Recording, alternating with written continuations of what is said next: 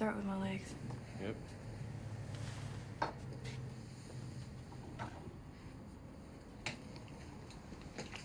So tell me, what was it that you don't agree with that Jake does?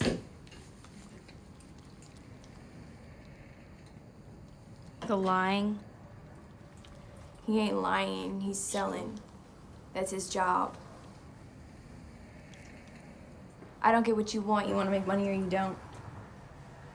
I want to make money. What? I want to make money. She just needs more time.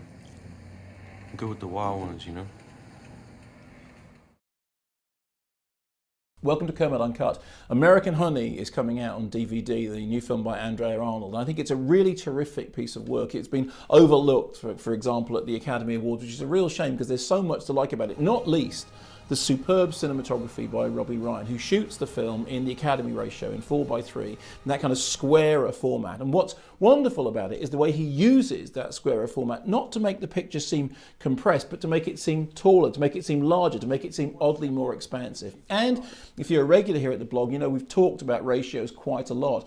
Nowadays, most films are in what we generally refer to as widescreen, 185, 235, you know, like an oblong image. Yet, the old Academy ratio has made a number of significant reappearances in the 21st century. And I thought this was a good time, therefore, to give you my top 5 21st century Academy ratio movies.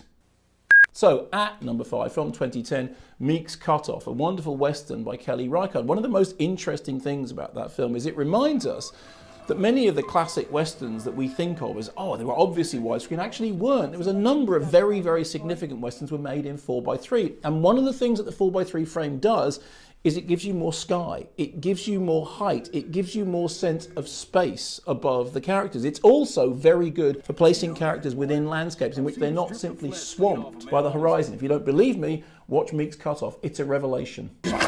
You people got no idea what you are dealing with here.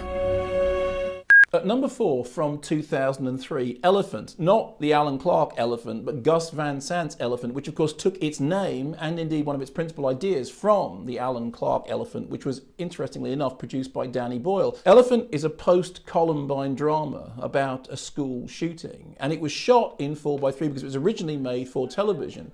Gus Van Sant was working with Harris Savides. They did a number of projects in 4:3. Now, you may have seen Elephant in 185. It was cropped later on for certain versions, but it was meant to be in 4:3. It was meant to be a televisual framing, and somehow that framing works perfectly to take us into the mind of the characters, to take us into the corridors of the school. It's a really chilling movie, and actually I was thinking about it when I was watching Lynn Ramsey's film We Need to Talk About Kevin, but a lot of it is to do with that framing.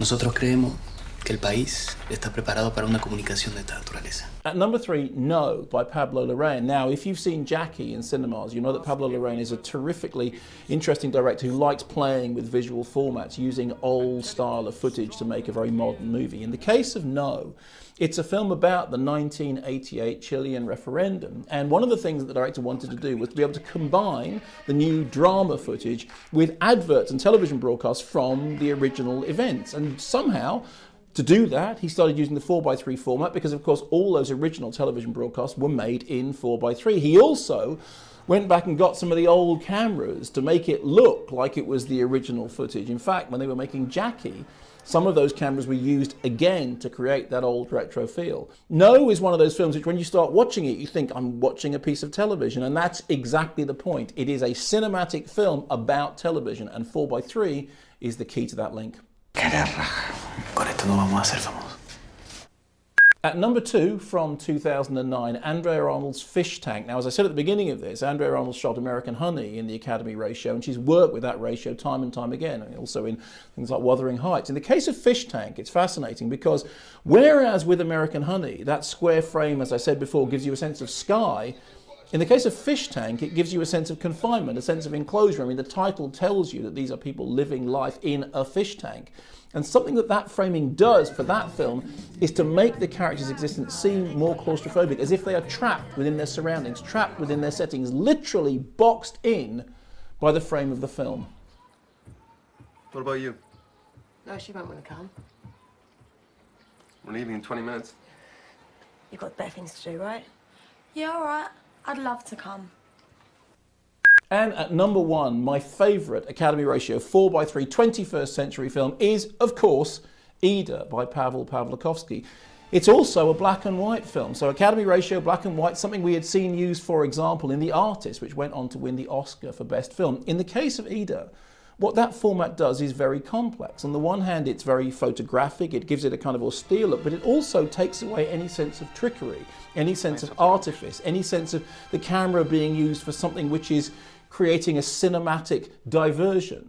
Through watching the film, through that black and white 4:3 frame, we are taken absolutely into the central world of the character. And interestingly enough, the more you watch, the more you become unaware of the framing, unaware of the monochrome setting. In fact, what happens is it starts to seem completely natural. What the film does is demonstrates that there is nothing normal about the widescreen frame. There is nothing normal about the use of colour. That in fact it is possible in the modern world to do black and white 4:3 and for the film to look every bit as modern as its contemporaries, because the format is absolutely fitting the theme of the film. Nazywasz się Ida Lewenstein. Nie powiedziały ci przez tyle lat. Jesteś Żydówką.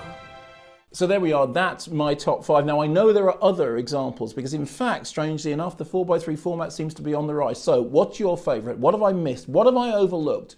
What's your favourite Academy Ratio film made this side of the turn of the century? Let me know.